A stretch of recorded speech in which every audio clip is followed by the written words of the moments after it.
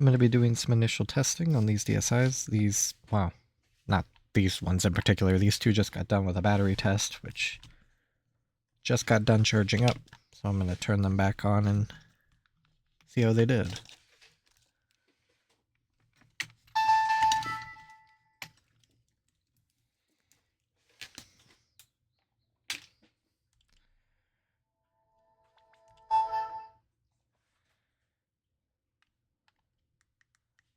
Watch as my ace card takes much longer to load. 4 hours and 50 minutes on this Burgundy console. Wow.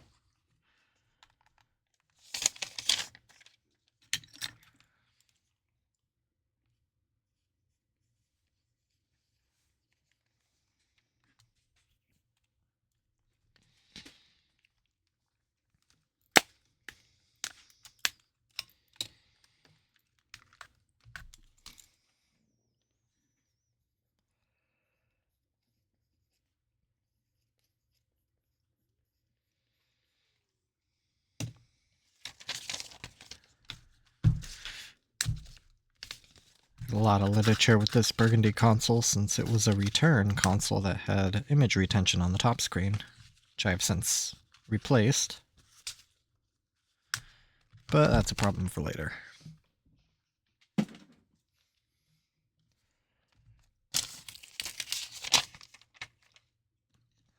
This blue console I actually already ran an initial test on.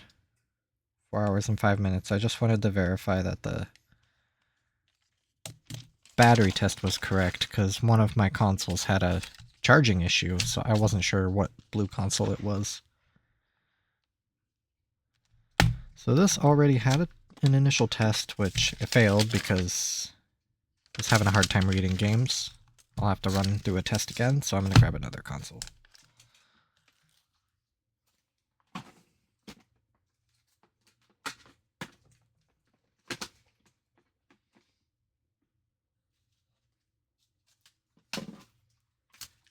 Let's grab this blue guy. Has he gone through a test yet?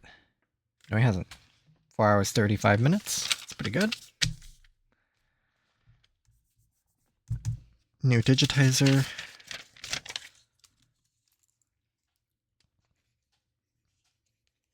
With the new digitizer, I'm not gonna test the touchscreen too thoroughly. I assume it works just fine, and third-party digitizers have this rough texture to them.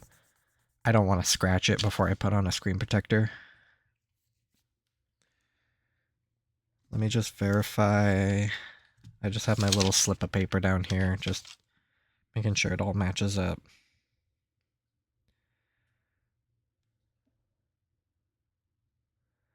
Oh, that's almost had a fun serial number.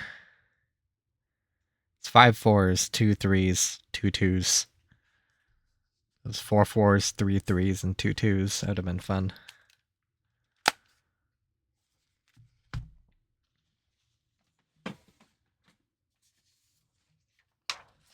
So what I'm going to do is kind of go through my testing protocol that I have on my assessment form. I'm just going to go down this checklist and check a couple extra things that have been popping up recently. So the first thing to check is power board and motherboard. Essentially, does the thing turn on? I want to look at the screens when I first turn it on just to see if there's any dust underneath the top lens or the digitizer that impacts a pixel.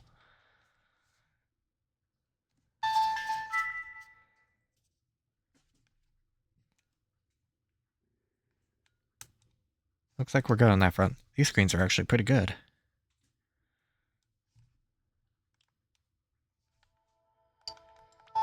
I will wipe it real quick. Here it is. Thank you. Ah, drat. Well, there are thankfully online resources to get rid of the parental controls. Let me set today's date to today.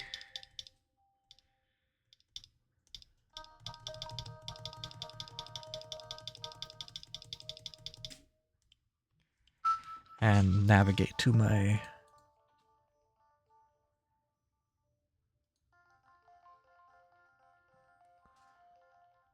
the website that has it. Did I not favorite it? That's a bit of a pain. Well, I know how to get to it either way. I'll just have to go the long way. Or Google it.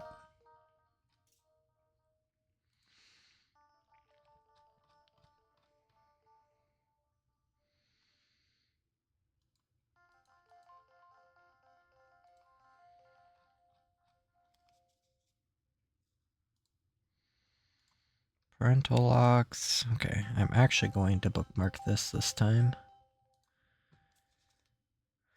Okay, DSI, August the 10th, additional data, inquiry number. So that will be, yes, I forget. That number. 079999102.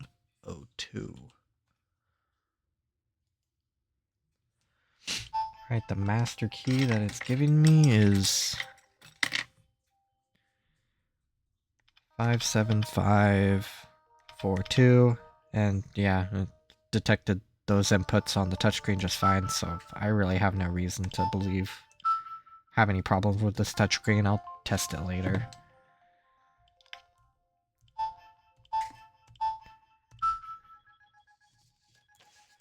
It's on version 1.43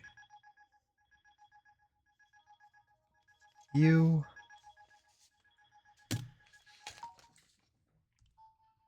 I formatted pretty quickly.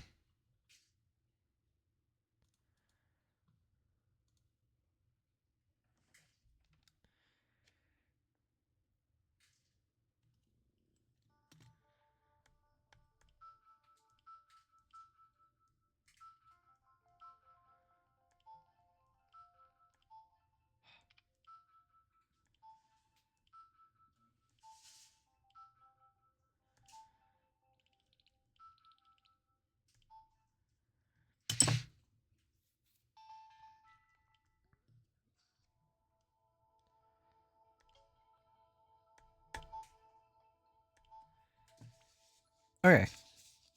So the console turns on and opened up the settings menu just fine, so both the motherboard and power board are good. Pretty low bar to clear. It wouldn't make it this far if it didn't turn on, but it's just something I have to check. Next is tactile buttons, which all the face buttons, shoulder buttons as well. Insert an R4 card and load up a diagnostic software that will show me the buttons as they're being pressed, instead of me trying to find a game that utilizes all those inputs.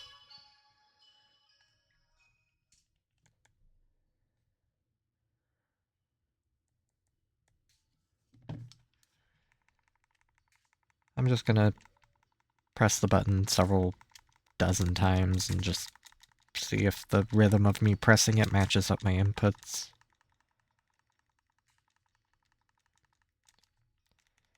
Face buttons are usually always fine.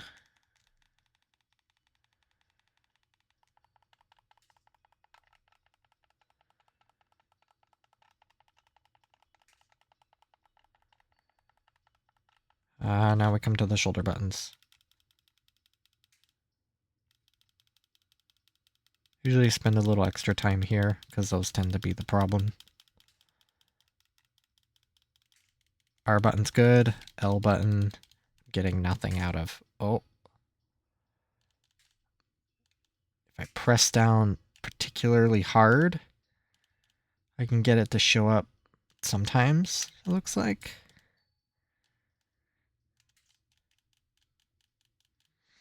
Alright. I think that's a pretty good candidate for cleaning.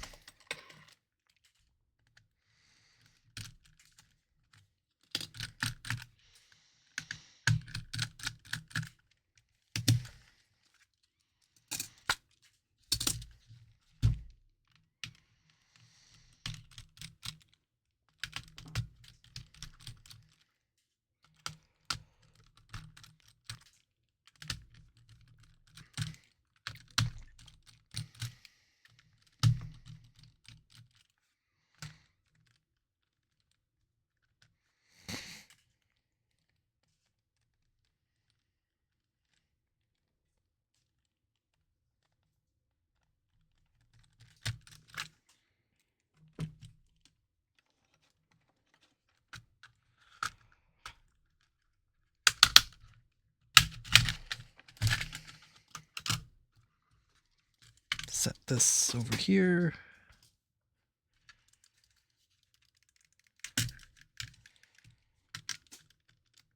Put some attention on this guy right over here.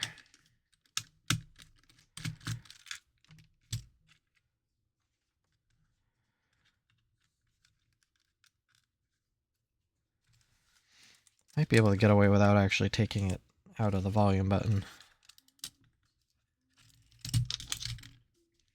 Yeah, I can.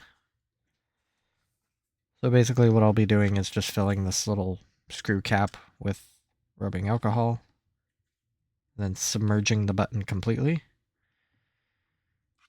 and then just pressing it a whole bunch.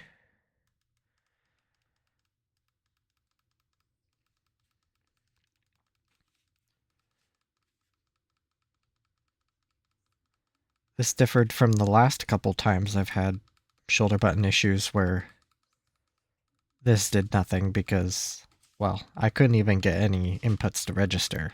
The underside of the, whatever you'd want to call it, the little conductive dome that actually does the bridging of the contacts on the button itself to register the input was just so corroded away, it wasn't making any, well, it wasn't bridging.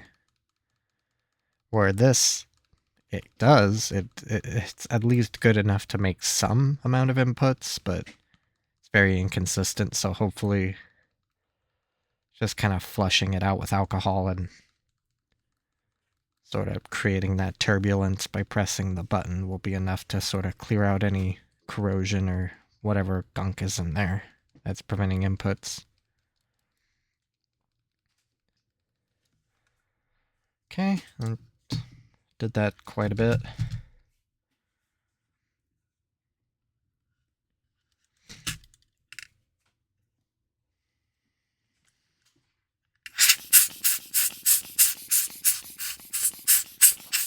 So I'm just gonna sort of do a test with my multimeter, see if that worked. Let's see if that cleaning worked pretty well.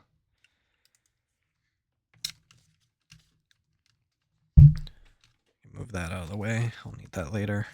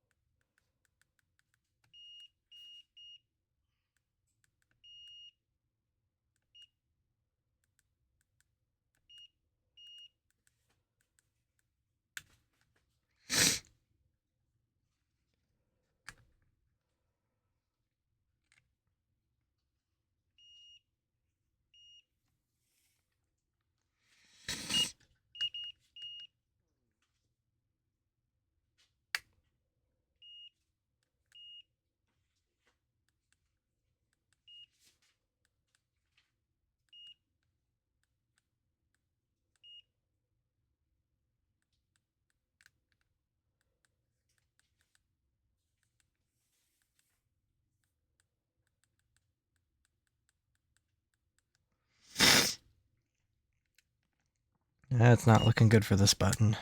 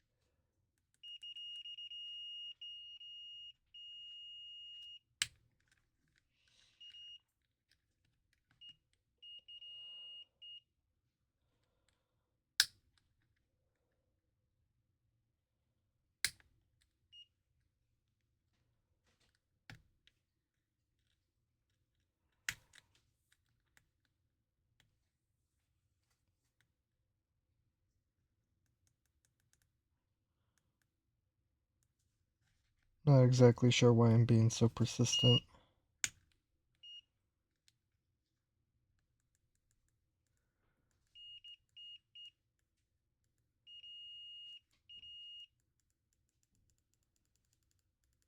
Yeah, it is done, so I'm gonna just have to replace this shoulder button.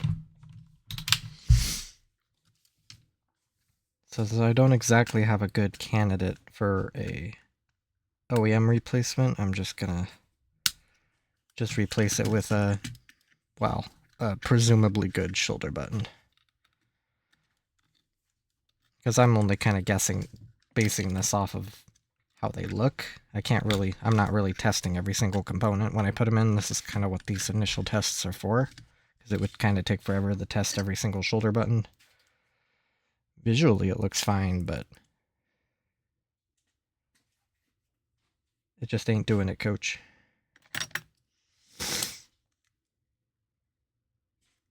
Not really sure how I want to mark this.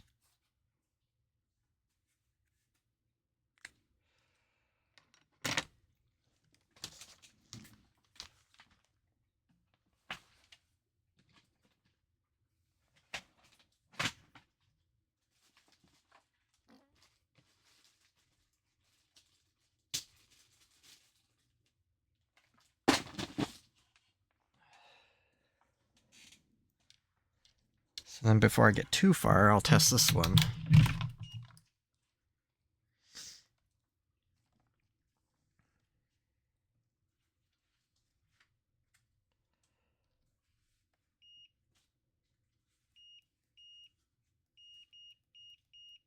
Yeah, seems fine.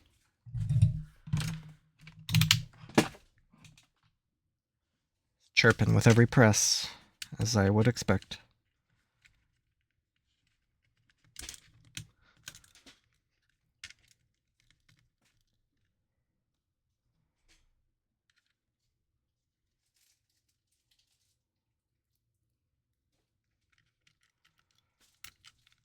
Oh, hello.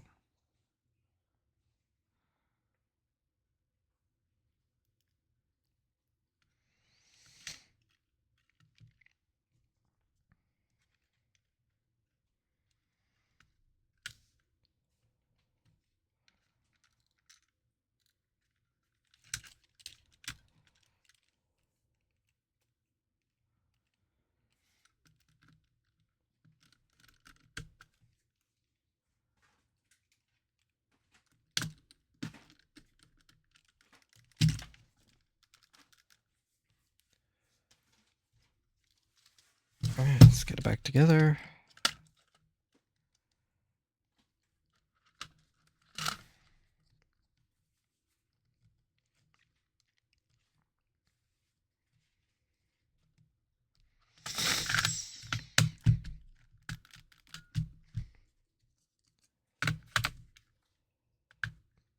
And then I'll run that test again.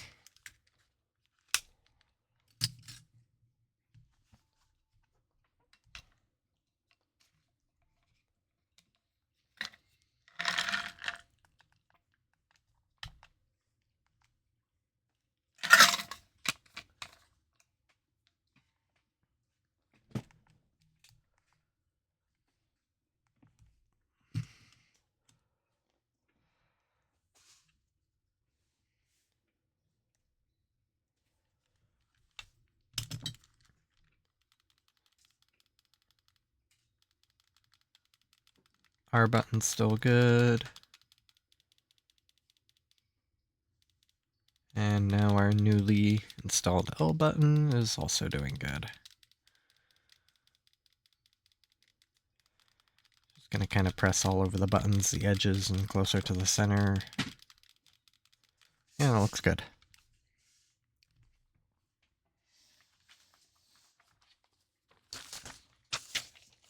Touchscreen's next. I said I was gonna skip that. I'll just do a touchscreen calibration. That's usually a pretty good way to sort of sniff out if there's a problem.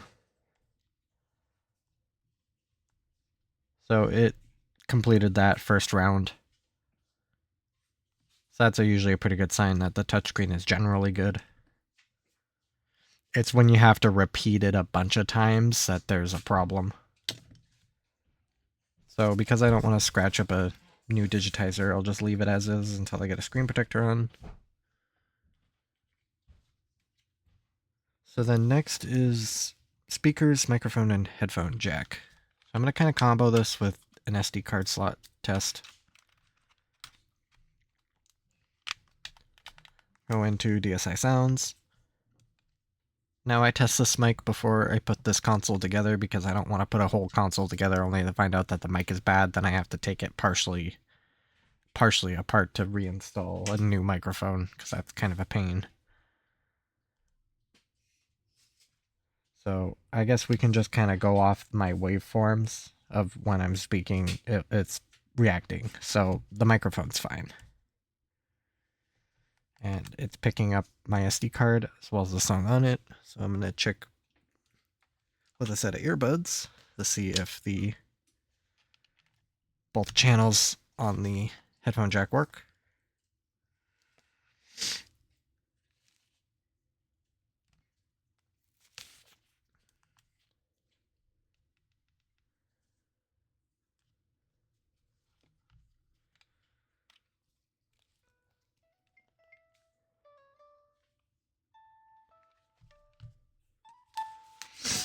Yep, all that works.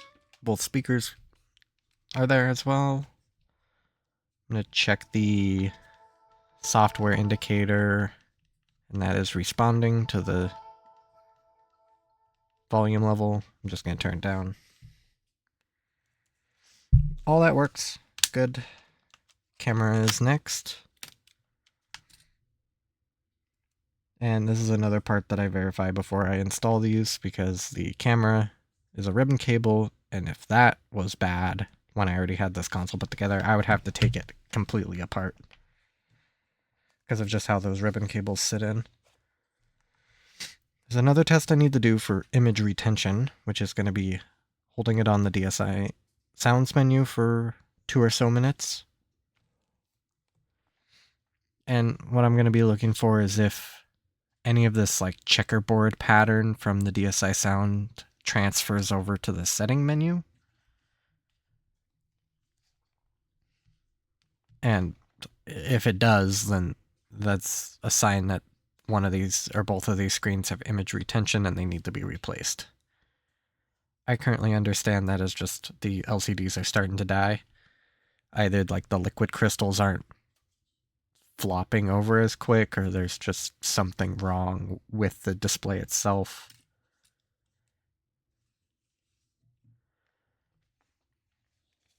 Not enough information, but I have two screens which show it pretty horribly. I'm going to be putting a console together with both those screens just to sort of have it as almost like a novelty.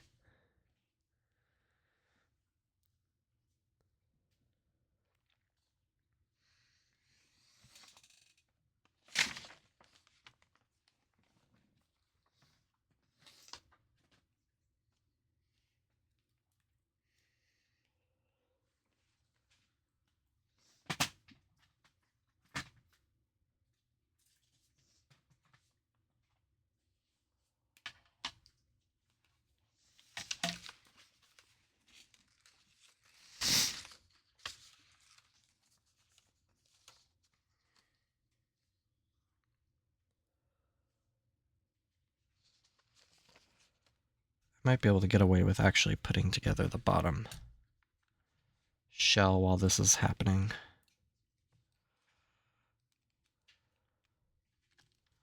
I don't want to let the console sleep, so I'll just sneak these screws in.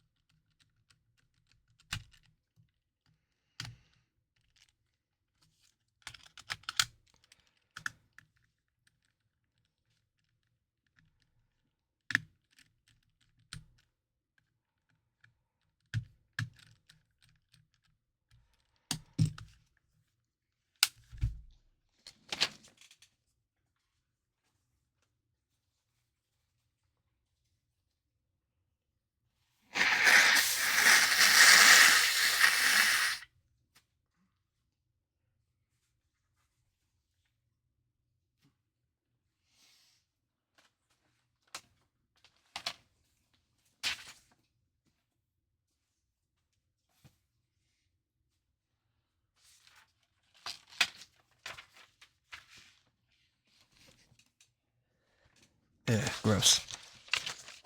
Alright, that should be good enough. So I'll swap over to settings menu really quick and look for any of that checkerboard pattern, which nothing that I would say is bad. I do notice on the bottom screens it is a little bit, but I've seen that on every console I've tested so far, so I think that's fairly benign, and I don't see anything on the top screen. Like, it's very obvious. And when I do the soft resetting, sometimes that pattern will appear. Looks like it's appearing on the top screen. I understand that also to be rather benign. Could be early signs, but I don't have enough information to say one way or another. So for now, based on my current understanding, it is good. Next is the charge port.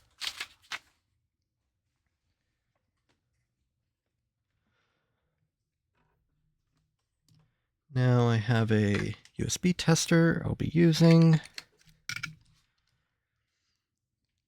Now I did do a round of battery testing on this console, so I know it charges.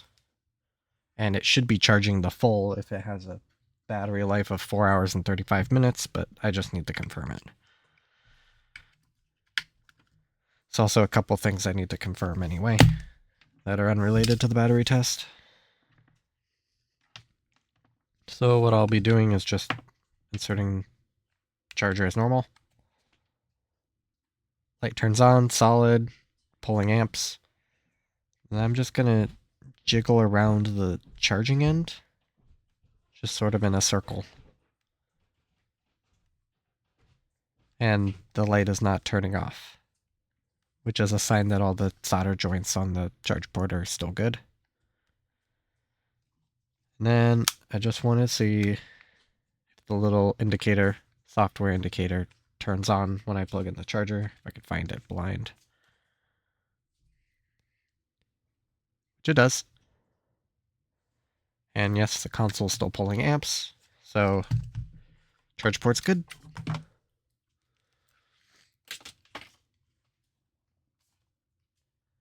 And then game card slot. It's a fun one.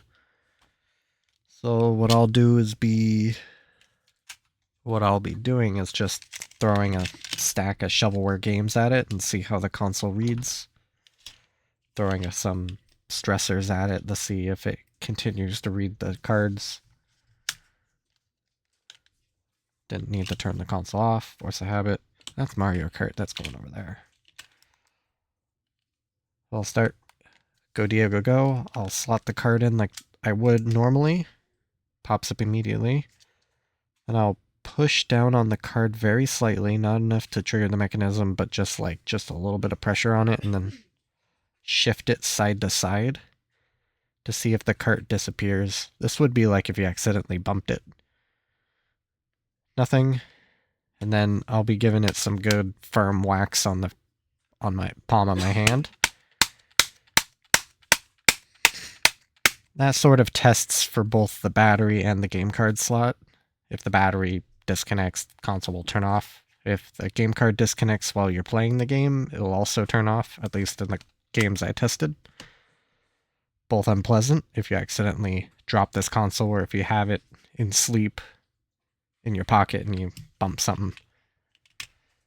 Go Diego Go past, so I'll go to Pampered Pets, which this game kind of takes a second to pop up when I initially put it in. Okay, it's good. Side to side. Ooh, excellent. A little too hard.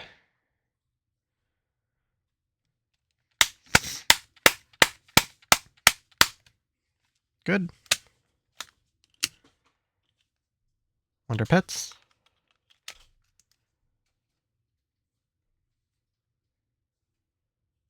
I may have pressed down a little too hard there. That may have been my fault. Let me just take it out, put it back in like normal.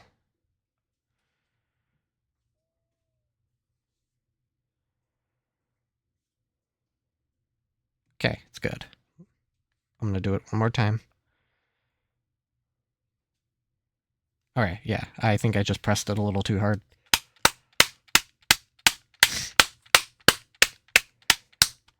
Good. SpongeBob.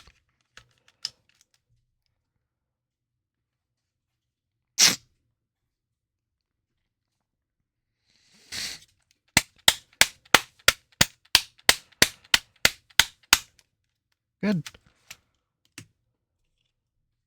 Dog Whisperer. This one's been kind of a pain for some of my consoles to deal with. Oh. Try that again.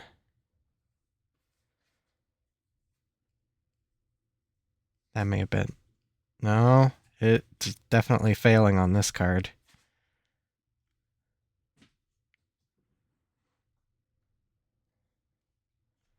Hands off. There it is again. I'm not even touching it. It is still in there.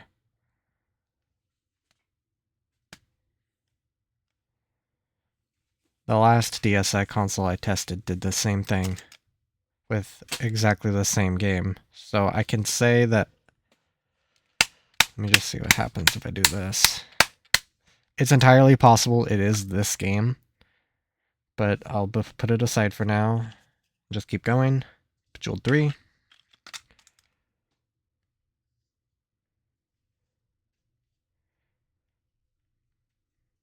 Good. Oh, disappeared there for a second. Yeah. So we now have 2 games that it failed at. Crafting Mama, I'm pretty sure is my best condition game as far as like my shovelware is concerned.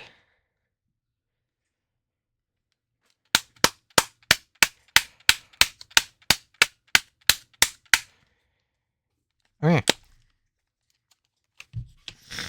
So what I'm going to do is clean the game card slot. I'll just be taking one of these shovelware games, loading the pin up with, or just sort of saturating the end with rubbing alcohol, and then just doing this in the game card slot, just taking the game in and out. Wouldn't recommend this with a game you're fond of, since that's just a lot of unnecessary friction on the game card. And the rubbing alcohol kind of transfers to the other side of the card, and that could potentially damage the label.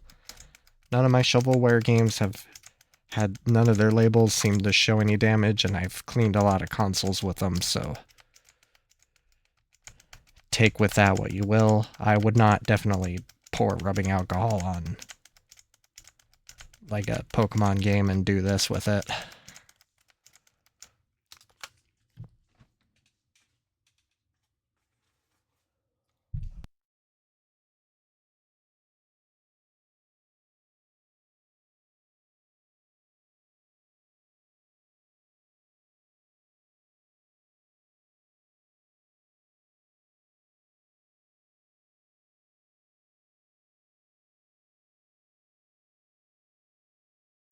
So there's not really much else I can do with this console in regards to the game card slot. I notice usually immediately after I clean them, they start producing false positives. And like the following day, the symptoms reoccur. So I just have to let this one sit for a while and come back to it later. If it's still having a problem during the second round of testing, then I'll look into it further, be it a little more intense cleaning, or go in there and actually bend game card slot pins up a little.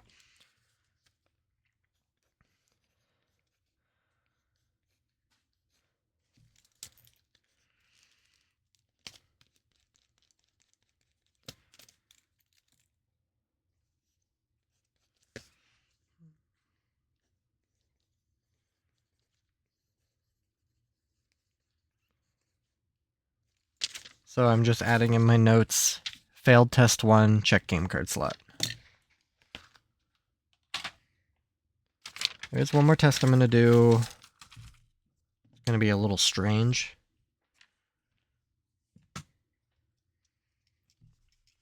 But I need to test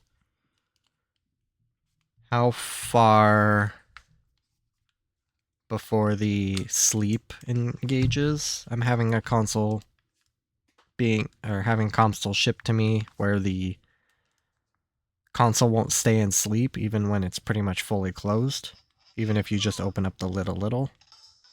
I'm going to turn up the sound so I can hear it.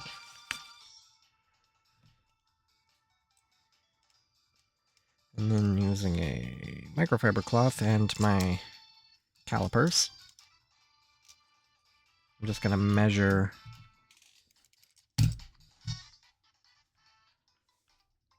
how far it needs to be open before it kind of show what I'm doing.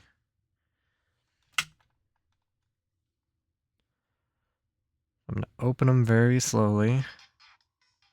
Okay. Out of sleep right now. I'm going to close it very slowly. Okay, shut off. I'm going to open it even slower to get my meat right in.